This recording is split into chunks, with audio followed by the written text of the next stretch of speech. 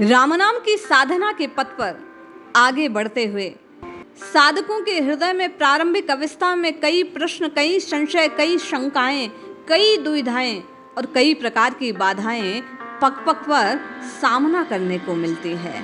आज ऐसे ही कुछ प्रश्न कि साधना का उचित समय क्या है, साधना कब करनी चाहिए, अधिक फलदायी साधना कब होती है, साधना का परिणाम क्या होता है, साधना के फल से कौन से सुख की प्राप्ति होती है, राम नाम जपने से जीव को कौन से लाभ मिलते हैं, नाम जपने के लिए साधक को कैसा होना चाहिए।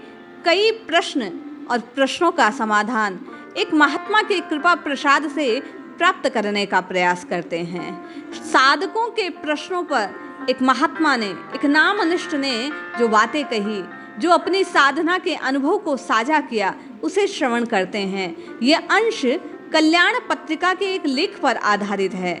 जय श्री हरि। पूज्य गुरुदेव के चरणों में बारंबार प्रणाम। सभी नामनिष्ठ साधकों को जय जय श्री सीताराम।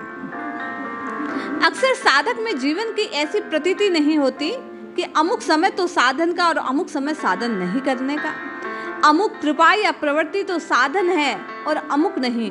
उसका तो प्रत्येक क्षण और प्रत्येक प्रवृत्ति साधनामय है। साधक का पहला प्रश्न था कि साधन कब करना चाहिए, साधना कब फलीभूत होती है।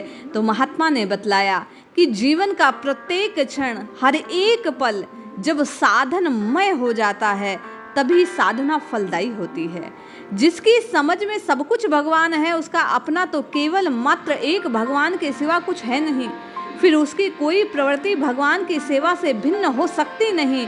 उसके जीवन का प्रत्येक क्षण भगवान की प्रसन्नता के लिए, उन्हीं की दी हुई योग्यता से उन्हीं की सेवा में लगेगा। इसके सिवा दूसरा साधन और हो क्या सकता है। साधना का परिणाम क्या, इस बात को प्रकट करते हुए वे कहते हैं कि अंतःकरण की शुद्धि, बुरे और अनावश्यक जो संकल्प हैं उनके त्याग से चित्त की शुद्धि होती है। जिस काम से किसी का अहित हो, वही संकल्प, बुरे विचार मन को दूषित करने वाले हैं। वर्तमान काल में उसे पूरा करना आवश्यक ना हो या संभव ना हो, ऐसे संकल्पों का नाम अनावश्यक संकल्प है और यही साधना में बाधा उत्पन्न करते हैं। इनकी निवृत्ति के बाद जो साधक के मन में आवश्यक और भले संकल्प उठते हैं, उनकी पूर्ति अपने आप होती है। ये प्राकृत नियम है। करना कुछ नहीं है, आपको और मुझे शुभ संकल्प लेना है कि हम और आप नित्य निरंतर केवल राम राम राम राम राम रटेंगे। रटने के अतिरिक्त, प्रभु को याद करने के अतिरिक्त बाकी सब संकल्प स्वतः गौण हो जाते हैं।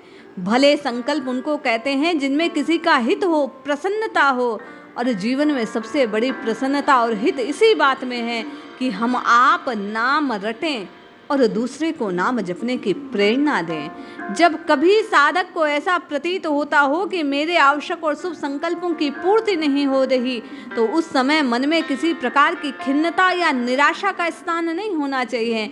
हम आप जो विचारते हैं वो होता नहीं, और होता नहीं तो निराश हो जाते हैं। महात्मा कहते हैं निराशा का त्याग कर नित्य निरंतर राम राम राम राम जपना चाहिए।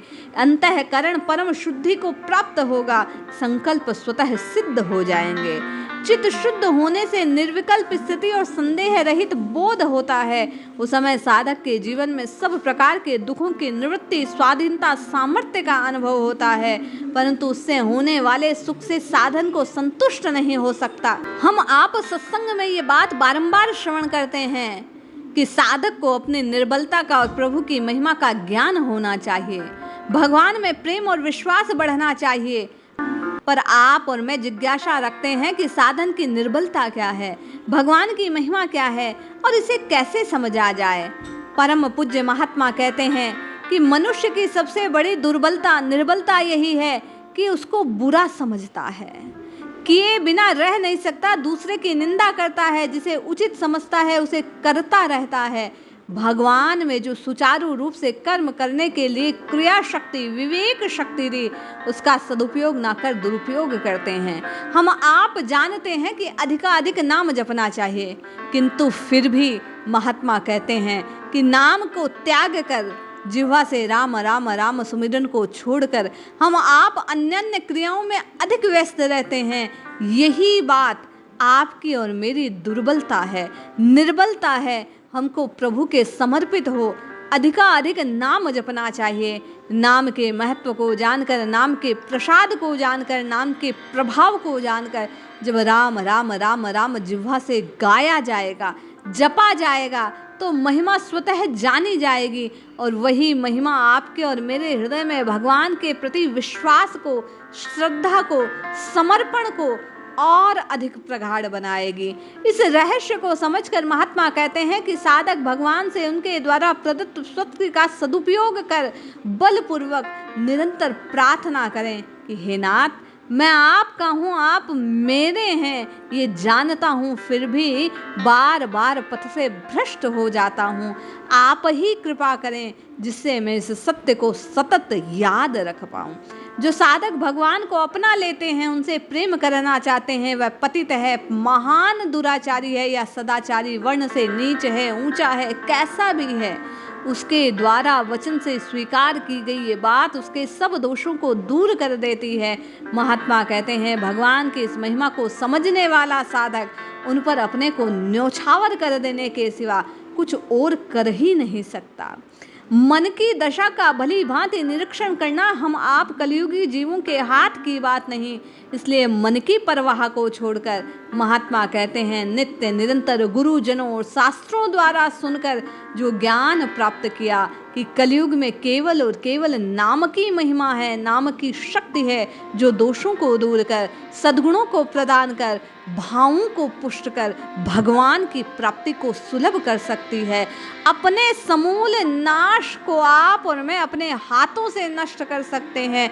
अपने दुख में खेद, जीवन में आने वाले कष्टों को दूर करने वाले नाम के महत्व को जानकर नित्य निरंतर राम राम राम राम राम जप कर हम आप बल पुरुषार्थ द्वारा प्रभु पर भरोसा कर निरंतर, आपका और मेरा पुरुषार्थ यही है कि हम और आप निरंतर जिह्वा से राम राम जपते रहें।